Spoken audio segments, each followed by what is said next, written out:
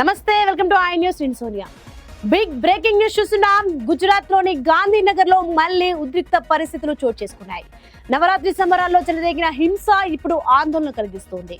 గర్భా వేడుకలో రాళ్ల దాడితో మొదలైన ఈ ఘటన చివరకు రెండు వర్గాల మధ్య ఘర్షణలకు దారితీసింది. ఒక చిన్న ఘటన తీవ్రమైన ఘర్షణలకు కారణమైంది. పండుగ వాతావరణం క్షణాల్లోనే భయానక వాతావరణంగా మారిపోయింది. గాంధీనగర్ లోని దెహగాం తాలూకా బాహియల్లో గర్భా వేడుక జరుగుతుండగా రాళ్ల దాడి జరిగింది. ఈ రాళ్ల దాడి రెండు వర్గాల ప్రజల మధ్య ఘర్షణకు దారితీసింది. పరిస్థితి పూర్తిగా అదుపు తప్పింది.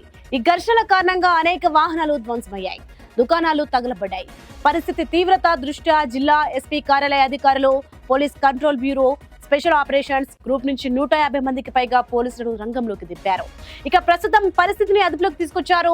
ఈ ఘటనకు సంబంధించి ఇప్పటికే 50 మందికి పైగా వ్యక్తులను పోలీసులు అదుపులోకి తీసుకున్నారు.